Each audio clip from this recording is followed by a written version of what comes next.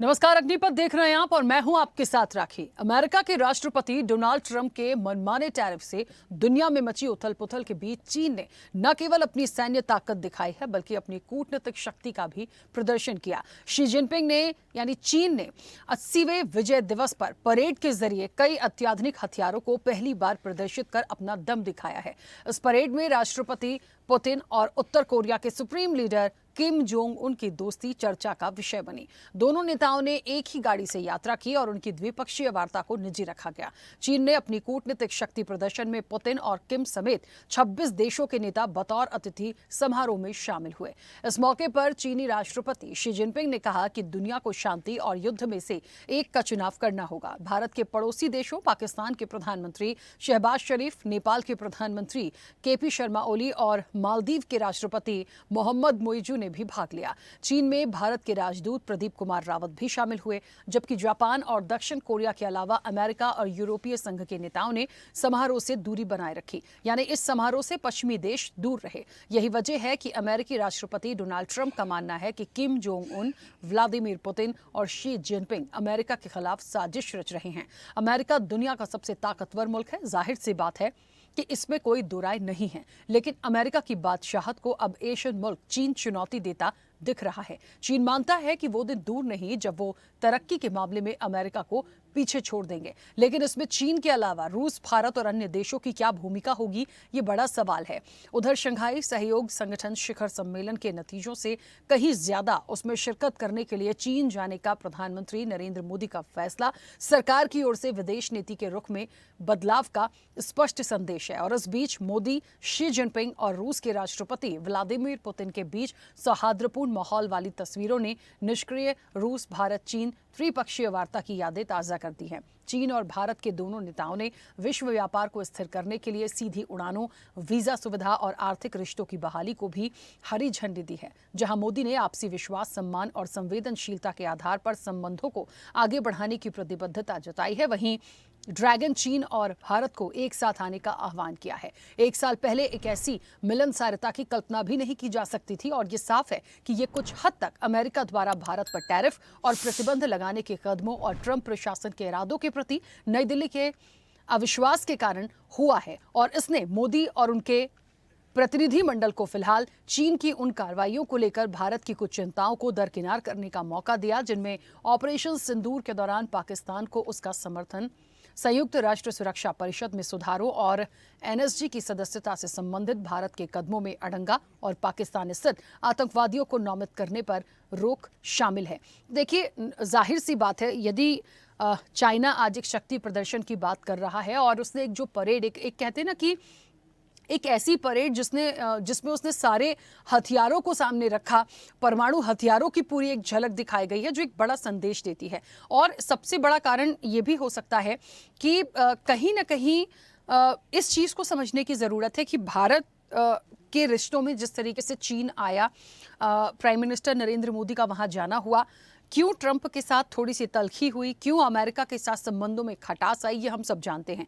China के प्रति जो नज़दीकियाँ बढ़ी, वो कितना बड़ा एक बदलाव लाएंगी, इस पर हमने कई बार चर्चा की है। लेकिन चाइना ने जिस तरीके से एक ये शक्ति दिखाई है, ये एक बहुत बड़ा संदेश जाता है। और थोड़ी सी डोनाल्ड ट्रंप की टेंशन इसलिए बढ़ी है क्योंकि भारत जैसा जो उनका सबसे अच्छा अजीज दोस्त रहा, वो भी चाइना की तरफ है। यहाँ पे साउथ कोरिया से किम जोंग उनकी बात करिए, वो भी शक्ति परेड में नजर आए, रूस ऑलरेडी नजर आया है। तो चाइना के साथ जो लोग हैं वो कहीं ना कहीं एक बड़ा संदेश देने की कोशिश कर रहे हैं, जहां से अमेरिका की थोड़ी टेंशन या डोनाल्ड ट्रंप की कह लीजिए टेंशन बढ़ी है। अब असल में कितना बदलाव हो पाएगा, ट्रंप इससे कैसे निकलेंगे, उनकी क्या स्ट्रैटेजी हो सकती है, बहुत सारी बातें हैं, हम विस्तार से चर्चा करेंगे। हमारे साथ मेहमान जुड़ेंगे आपसे कुछ देर में। लेकिन एक बात तो है कि ये चाइना ने एक मैसेज दे के बताने की कोशिश की है कि किसी की भी धौंस नहीं चलेगी। ड्रैगन का एक तरफ शक्ति प्रदर्शन होता है, दूसरी तरफ ट्रंप की टेंशन बढ़ती है। थोड़े से तिलमिलाए से भी ट्रंप नजर आए हैं, लेकिन ये देखना पड़ेगा कि भारत, चाइना को आप देख लीजिए, उनके साथ उत्तर कोरिया से आप को भी आप ले लीजिए, रूस है ही। तो ये सारे लोग जब एक तरफ हैं और एक शक्ति प्रदर्शन की बात करते हैं, तो वाकई में जो अमेरिका है उसकी स्ट्रैटेजी या उसकी नीति आने वाले समय में क्या होगी, क्योंकि सबसे ताकतवर मुल्क में से अमेरिका है और जो उसकी इकोनॉमी है वो भी सबसे बढ़ती हुई और सबसे ज़्यादा है, तो उसे कहीं ना कहीं मात देना या उसे एक तनाव में लाना ये इतना आसान नहीं होगा। ये चीज़ें ज़रूर हैं जो एक प्रेशर डालने का काम कर सकती हैं, लेकिन डोनाल्ड ट्रंप भी डोनाल्ड ट्रंप है, अमेरिका अमेरिका है।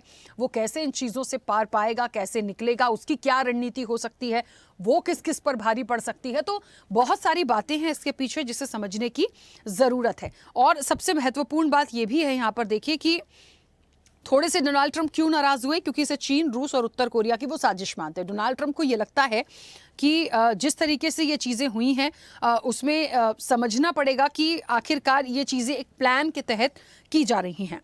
चीन की सैन्य ताकत तेज़ी से बढ़ रही है और हाल ही में बीजिंग में हुई भव्य सैन्य परेड ने दुनिया का ध्यान खींचा है। और इन्हीं सब जो उन्नत हथियारों की एक परेड देखने को मिली है, लगता है कि चाइना ने अपनी शक्ति तो दिखाई है, एक मैसेज दिया है तमाम देशों को, लेकिन जो बड़े संदेश देने का भी प्रयास किया है उसमें अमेरिका जो है उसके लिए सबसे पहला संदेश ये गया है। और सीधे चर्चा पर चलेंगे, हमारे साथ मेहमान जुड़े हैं। सबसे पहले आपका परिचय करा दें। रक्षा विशेषज्ञ हैं पीसी थपलियाल। पीसी थपलियाल जी, बहुत स्वागत चर्चा में जुड़ने के लिए। और अब से कुछ देर में हमारे साथ संजीव श्रीवास्तव जुड़ेंगे जो विदेश मामलों के जानकार हैं, उनका भी स्वागत है। चर्चा की शुरुआत पीसी थपलियाल जी आपसे करूंगी, मुझे सुन पा रहे हैं? जी पीसी थपलियाल जी, क्योंकि चाइना ने जो एक बड़ी सी परेड दिखाई, जो एक शक्ति प्रदर्शन करके दिखाया, देखिए चाइना क्या है, उसकी क्या नीतियां रही हैं, हम बहुत अच्छे से जानते हैं। लेकिन इस वक्त वैश्विक स्तर पे जो चीज़ें चल रही हैं, अमेरिका को लेके, रूस को लेके, चाइना को लेके, भारत को लेके, साउथ कोरिया भी आज उनकी विक्ट्री और जो एक परेड थी उसमें दिखा, उनकी शक्ति परेड में, इन सारी चीज़ों को देखना पड़ेगा। एक तरफ सब, दूसरी तरफ अमेरिका, सबसे ताकतवर अमेरिका। क्या आपको लगता है कि ये जो शक्ति प्रदर्शन दिखा के चाइना ने एक बहुत बड़ा पूरी दुनिया को संदेश दिया, उसमें अमेरिका सबसे पहले निशाने पर है और शायद ये बहुत एक प्रभावित कर पाएगा, या जो हम चर्चाओं में बात कर रहे हैं कि थोड़ी टेंशन होगी डोनाल्ड ट्रंप को, क्या लग रहा है आपको कि ऐसा होगा? देखिए, ये पहली बार नहीं है कि विश्व में अपना शक्ति प्रदर्शन कोई देश दिखा रहा है, क्योंकि इससे पहले भी दो ध्रुवों में बटा हुआ विश्व, अमेरिका और यूएसएसआर जब था, कंबाइंड रशिया था जब, तो तब दोनों में हमेशा सुपरमिटी की लड़ाई चलती रहती थी। लेकिन अब चूंकि रशिया डिवाइड हो चुका है, कई देशों में टुकड़ों टुकड़ों में बंट गया है, तो और ऊपर से जो मेन रशिया का भाग बचा हुआ है वो यूक्रेन की लड़ाई में जूझ रहा है, और ऐसे जूझ रहा है कि सुपर पावर का तकमा लगाने वाला देश यूक्रेन के आगे इतने सालों की लड़ाई लड़ते देख लंबे वार में उलझना ये दुर्भाग्यपूर्ण है। और इस चीज की, इस घटना की और इस स्थिति का जो एडवांटेज चाइना लेता हुआ दिख रहा है, तो निश्चित तौर से चाइना ने पहली बार अपना प्रदर्शन विश्व स्थल पे, विश्व पटल पे दिखाया। चाइना भी एक कम्युनिस्ट ब्लॉक रहा है, जिस तरह से यूएसएसआर एक कम्युनिस्ट ब्लॉक रहा है, तो चाइना और नॉर्थ कोरिया ये भी उसी विचारधारा यानी लेफ्ट ओरिएंटेड कंट्री रहे हैं।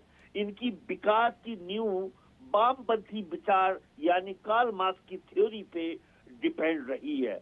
और जहां तक अमेरिका और अमेरिका के साथी जो आज यूरोपियन कंट्रीज हैं, इनकी खुली अर्थव्यवस्था यानी पूंजीवादी व्यवस्था के तहत ये देश आगे बढ़ रहे हैं।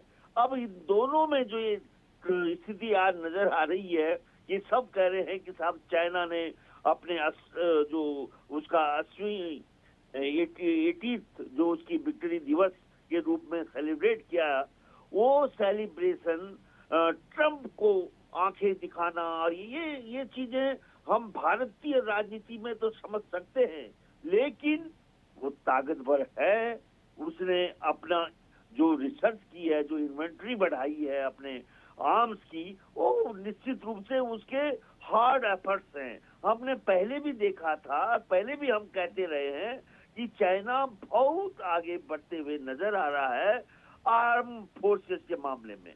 जिस तरह से उसका जो स्थिति है, और इवन अभी जब हमने ऑपरेशन सिंदूर किया था तो उस समय भी हमारी उंगली चाइना की तरफ उठी थी और हमने कहा था कि हमारी लड़ाई, हमारे बड़े वरिष्ठ अधिकारियों ने कहा था कि हमारी लड़ाई पाकिस्तान के बजाय चीन से है। ये दीगर बात है कि शॉर्ट पीरियड में आज हम चाइना के पाले में नजर आते हुए दिख रहे हैं, लेकिन पूरी तौर से नहीं। ये विडंबना है कि मेरा देश भारत लगभग बीच में खड़ा हो गया है, और बीच में हम शुरुआत के दौर में भी बीच में थे, लेकिन उस समय एक मजबूती के तौर में खड़े थे जब हम नॉन अलाइंड कंट्रीज का नेतृत्व कर रहे थे।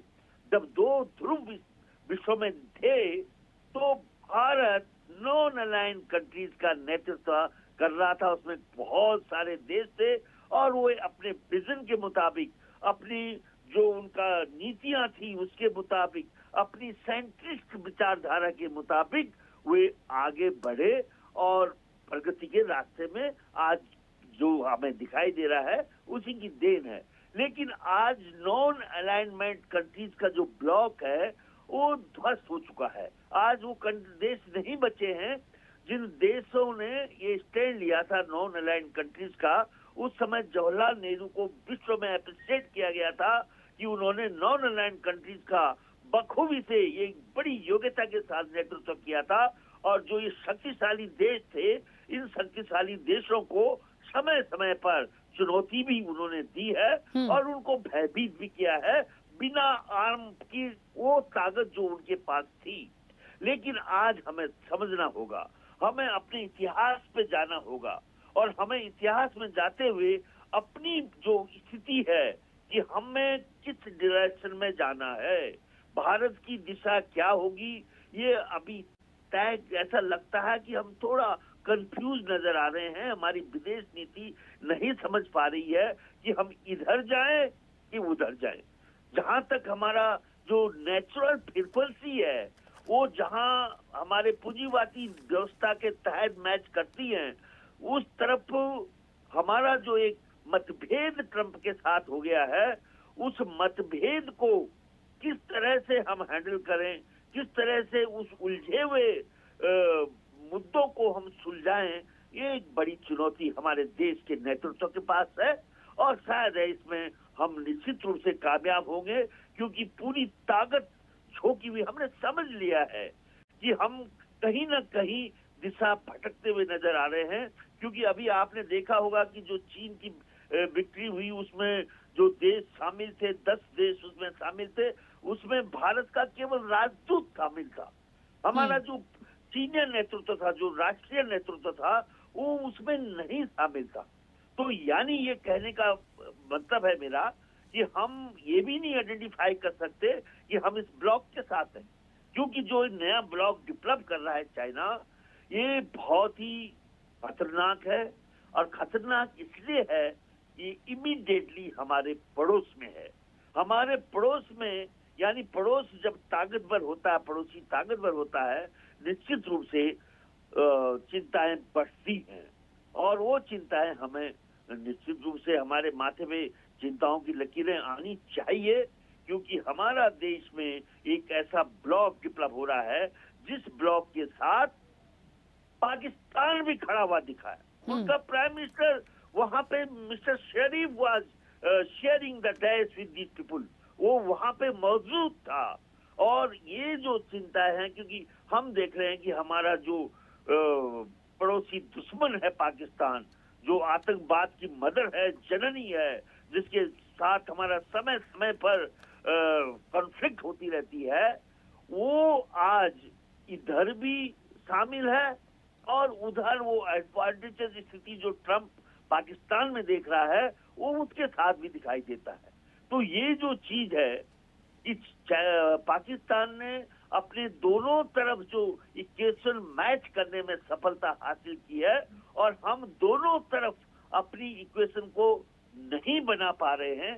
ये हमारी चिंता का विषय है, और इस पे निश्चित रूप से एक बड़ा काम करने की जरूरत है। बिल्कुल ठीक है। ठीक है, वापस आऊंगी। संजीव जी भी हमारे साथ जुड़ गए हैं। संजीव जी, मेरी आवाज पहुंच रही है? जी जी बिल्कुल। संजीव जी, देखिए, ड्रैगन ने जिस तरीके से एक शक्ति प्रदर्शन किया है, ट्रंप की टेंशन क्या इससे बढ़ती हुई नजर आएगी? और नहीं भी है तो एक बात को समझना पड़ेगा कि एक विक्ट्री परेड होती है, तमाम जो देश हैं उनके जितने भी बड़े चेहरे, मतलब आप समझ लीजिए प्रधानमंत्री, राष्ट्रपति, सब लोग मौजूद होते हैं, और उसके बाद में चाइना का जो संदेश आता है, चाहे वो ताइवान के परिप्रेक्ष्य में हो, चाहे वो जापान के परिप्रेक्ष्य में हो, चाहे वो एक मैसेज देने की कोशिश हो कि वो इतनी बड़ी शक्ति प्रदर्शन करके ये दिखाने की कोशिश कर रहा है, अपने तमाम उन्नत हथियारों को रखना, एक संदेश देने की कोशिश है कि वो दुनिया में कभी भी कुछ भी कर सकता है, यानी अपने आप को अमेरिका से भी टॉप रखने की एक कोशिश या दिखाने की कोशिश, और शायद इस और अग्रसर होने की कोशिश। लेकिन क्या चाइना ऐसा कर पाएगा? अभी जो चीजें हो रही हैं उसका एक सबके कनेक्शन को समझने की कोशिश करें तो क्या समझते हैं इस विक्ट्री परेड को? किस तरीके से समझते हैं आप? निसंदेह ये जो चाइना की जो ये विक्ट्री डे परेड है, ये जाहिर है कि एक शक्ति प्रदर्शन है, और ये चाइना की महत्वाकांक्षाओं को भी दर्शाता है, और ये स्पष्ट रूप से इस बात को दिखाता है कि चाइना वो अपने अधिक से अधिक शक्ति के विस्तार को करना चाहता है, और पूरी दुनिया में उसका एक स्टेटेड गोल भी है कि 2049 में जब चाइना की कम्युनिस्ट पार्टी अपने कम्युनिस्ट रिवॉल्यूशन के 100 वर्ष पूरे करेगी तो उस समय चाइना नंबर 1 बन जाए, और नंबर 1 बनने की प्रक्रिया में जाहिर है कि जो वर्तमान का जो नंबर 1 है उसे पीछे छोड़ना होगा। अमेरिका को विशेष रूप से वो टारगेट करता है, और जाहिर है कि भारत चूंकि एक लोकतांत्रिक राष्ट्र है, इसलिए भारत को लेकर के भी उसके अंदर एक राइवलरी का भाव अवश्य रहता है। हालांकि ये सच है कि भारत और चाइना के बीच के रिश्तों में कुछ सुधार आ रहा है और एक गर्मजोशी दिखाई दे रही है, लेकिन एक चाइना एक अथॉरिटेरियन वैल्यू सिस्टम वाला राष्ट्र है, जबकि भारत के जो वैल्यू सिस्टम और डेमोक्रेटिक है, अमेरिका का भी डेमोक्रेटिक है। तो ये चाइना का जो एक शक्ति को अर्जित करने का और महाशक्ति बन जाने का, नंबर 1 बन जाने का जो उसकी अति महत्वाकांक्षा है वो दिखती है, और चाइना अपने मिलिट्री मॉडर्नाइजेशन को 2035 तक ही कंप्लीट कर लेना चाहता है। तो ये मेरा ऐसा मानना है कि ये जो चाइना के द्वारा जो भी इस तरह की स्थितियां की जा रही हैं वो अपने महत्वाकांक्षाओं को दर्शाने का ही क्या ही वजह से ये किया जा रहा है। लेकिन ये बात बहुत स्पष्ट है कि जो यूनाइटेड स्टेट्स ऑफ अमेरिका के राष्ट्रपति डोनाल्ड ट्रंप के द्वारा जो एक नकारात्मक नीतियां वर्तमान समय में अपनाई जा रही हैं, और जिससे कि विश्व के अनेक लोकतांत्रिक राष्ट्रों को के अंदर एक इस तरह की चिंता का भाव पैदा हो रहा है कि अगर इसी तरीके से अमेरिका, जो कि विश्व का सबसे पुराना लोकतंत्र है, यदि वो इसी तरीके की स्थितियों पर चलता रहा तो फिर भविष्य में लोकतांत्रिक राष्ट्रों के गठबंधन का क्या होगा। तो इस संदर्भ में विश्व में अनेक चिंताएं अवश्य हैं, लेकिन इसमें कोई दो राय नहीं है कि चाइना ने इसके माध्यम से ये जो पूरी वैश्विक तनाव पैदा हुआ है उसको अपने हितों में के लिए एक्सप्लॉइट करने की भी कोशिश की है। उसने महाशक्तियों की एक रैलिंग कराने की कोशिश की है। तो इसमें कोई दो राय नहीं है कि चाइना इन सारी स्थितियों का लाभ अपने लिए, अपने हितों में उठाने की कोशिश कर रहा है, और एक वो पोलराइजेशन को करना चाहता है। ये बहुत स्पष्ट रूप से दिखता है। लेकिन इतना कहने के बाद मैं अवश्य कहूंगा कि जहाँ तक भारत की बात है, भारत एक ऐसा राष्ट्र है जो कि मल्टी अलाइनमेंट में विश्वास रखता है। भारत की जो स्ट्रेटेजिक थिंकिंग है, जो विदेश नीति है, उसमें स्ट्रेटेजिक ऑटोनॉमी उसका एक इंटीग्रल पार्ट है। और भारत की स्ट्रेटेजिक ऑटोनॉमी पर क्योंकि अमेरिका ने चुनौती देने की कोशिश की थी, अमेरिका ने भारत को डिक्टेट करने की कोशिश की थी, जो कि भारत ने कहा कि हमें करते ही स्वीकार नहीं होगा। और भारत के द्वारा जो भी कदम उठाए जा रहे हैं वो इस बात को स्पष्ट रूप से स्थापित करने के लिए उठाए जा रहे हैं कि भारत अपनी स्ट्रेटेजिक ऑटोनॉमी के साथ कोई समझौता नहीं करेगा। लेकिन संजीव जी, एक चीज और देखनी पड़ेगी, भारत अपने हितों से समझौता ना करे या अपनी किसी नीति से समझौता ना करे, लेकिन आपको एक चीज भी देखनी पड़ेगी। हम शुरू से कह रहे थे कि इंडिया, रशिया, चाइना के जो संबंधों को हम देख रहे थे, चाइना के साथ खास तौर पे, आप यहाँ पे साउथ कोरिया को भी देखिए, ताइवान को भी एक बड़ा संदेश चाइना की तरफ से गया है, और इन सारी चीजों को हमें यहाँ से समझना पड़ेगा। ओवरऑल कॉन्सेप्ट क्या है इन सब का? डोनाल्ड ट्रंप को ऐसा लगता है कि चाइना जो है, रूस जो है, और साउथ कोरिया से किम जोंग उन जो है, मतलब ये जो हैं, ये सब एक प्लानिंग कर रहे हैं कहीं ना कहीं कुछ एक गलत करने की, या अमेरिका की एक टेंशन बढ़ाने जैसा उनको ऐसा लगता है, इसीलिए थोड़ी सी उनकी नाराजगी भी है। अब यहाँ पे ये देखना पड़ेगा कि ऐसा अमेरिका को क्यों लगता है। क्या अमेरिका को यदि ये मिलकर डिस्ट्रॉय करने की किसी भी रूप में कोशिश करेंगे तो अमेरिका की हम इकोनॉमी देखें और सबसे ताकतवर उसको आंका जाता है, तो क्या ये इतना आसान होगा, या ये जो परेड हुई है यहाँ से एक शुरुआत माने कि ये एक अपना शक्ति प्रदर्शन करके एक दबाने की कोशिश है? नहीं, देखिए, ये जो अमेरिका यदि ऐसा सोचता है कि विश्व उनके खिलाफ लामबंदी कर रहा है, तो ये अमेरिका को इस बारे में सोचना होगा कि अमेरिका का स्वयं का व्यवहार कैसा है। वर्तमान समय में अमेरिका को सेल्फ इंट्रोस्पेक्शन की बहुत आवश्यकता है, अपनी गलतियों को रियलाइज करने की आवश्यकता है। आप दुनिया को डिक्टेट करेंगे, ये विश्व के राष्ट्रों को स्वीकार नहीं होगा, भारत जैसे राष्ट्रों को स्वीकार नहीं होगा। और जाहिर है कि अमेरिका की द्वारा ये आक्रामक टैरिफ नीति दिखाना, लगाना, इम्पोज करना और सिर्फ आत्म केंद्रित व्यवहार करना, अमेरिका फर्स्ट, यदि आप अमेरिका फर्स्ट कर सकते हैं तो भारत इंडिया फर्स्ट क्यों नहीं कर सकता? और अन्य राष्ट्र अपने अपने राष्ट्रों का हित पहले ही देखेंगे, पहले वो क्यों नहीं कर सकते? दूसरे राष्ट्र तो इंडिया फर्स्ट अपने अपने राष्ट्र के हितों को जब आगे रख रहे हैं तो आपको उससे जो है कंप्लेंट्स हो रही हैं कि आप ऐसा नहीं कर रहे हैं, वैसा नहीं कर रहे हैं। और आप जब स्वयं जो अमेरिका फर्स्ट की जो बातें करते हैं तो उसके बारे में आपका क्या कहना है? तो ये जो डबल स्टैंडर्ड्स हैं, जाहिर है कि बिल्कुल अनुचित है, गलत है। और मैं बहुत ही स्पष्ट रूप से कहना चाहता हूँ कि ये जो डोनाल्ड ट्रंप की नीतियां हैं वो अमेरिका के राष्ट्रीय हितों को बहुत नुकसान पहुंचाने जा रही है। बिल्कुल ठीक है। इस तरीके की सोच रखना कि आप अलास्का की समिट कर सकते हैं लेकिन भारत रशिया के साथ अपने संबंध न रखे, ऐसा कैसे हो सकता है? क्या आप भारत को डिक्टेट करेंगे? क्या आप भारत को ये बताने की कोशिश करेंगे कि भारत किस तरीके की विदेश नीति संचालित करे? अरे, एक ऐसा राष्ट्र जो स्वयं में महाशक्ति है, सिविलाइजेशनल स्टेट है, आपका इतिहास 500 साल पुराना है, भारत का इतिहास 5000 साल पुराना है। भारत को आपको सम्मान के साथ बर्ताव करना होगा। भारत आपका कोई ऐसा राष्ट्र नहीं है, कोई बनाना रिपब्लिक नहीं है कि आप भारत को डिक्टेट करेंगे और भारत मान जाएगा। बिल्कुल भी नहीं मानेगा। किसी भी बात को अमेरिका की डिक्टेशंस को नहीं स्वीकार किया जाएगा, ये बात मैं स्पष्ट रूप से कहना चाहता हूँ। अमेरिका को अपने व्यवहार में सुधार लाना होगा, नहीं तो भारत और अमेरिका के संबंध अधिक तनावग्रस्त हो सकते हैं, ये और भी खराब स्थितियों में जा सकते हैं। बिल्कुल ठीक है। पीसी थपलियाल जी, बहुत बहुत संक्षिप्त प्रतिक्रिया सर। जी, हमको इस समय बहुत ही स्ट्रॉन्ग डिसीजन लेने पड़ेंगे और अमेरिका और ट्रंप दो को हमें अलग अलग चश्मे से देखना होगा। और जिस तरह से हम रूस के साथ इस समय हमारा जो इकोनॉमिक जिस तरह से मेलजोल चल रहा है, उसको किस तरह से हम विश्व को अपने विश्वास में लें कि हम आखिर क्यों हम इस कदम को उठा रहे हैं। क्योंकि अमेरिका इस चीज का फायदा उठा रहा है कि हमने एक युद्ध में जो देश दूसरे देश से लड़ रहा है समय, उसकी इकोनॉमी को हम बढ़ाने में, एक तरफा बढ़ाने में हमारी जो तेल नीति है वो उसको मदद कर रही है। और इन शंकाओं से आशंकित संपूर्ण विश्व को किस तरह से हम टेकअप करें, किस तरह से उनको समझाएं, ये हमारे पास आगे बहुत बड़ी चुनौती है।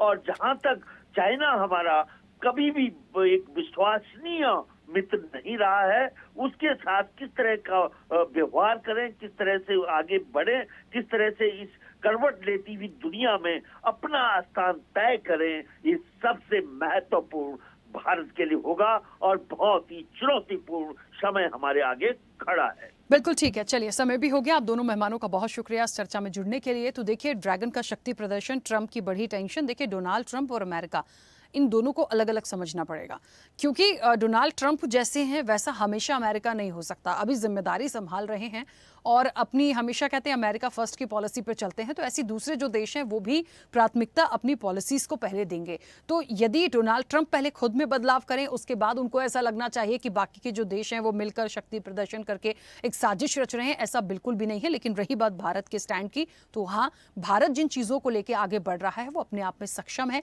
लेकिन चाइना के प्रति एक बार फिर से थोड़ा सा बहुत सोच समझकर एक कदम बढ़ाने की जरूरत है, क्योंकि चाइना पर बार बार हर चर्चाओं में बैठने के बाद एक ही बात निकलती है कि आंख बंद करके भरोसा उस पर नहीं किया जा सकता। फिलहाल चर्चा में इतना ही। बने रहिए स्वदेश न्यूज के साथ। सबसे पहले देश।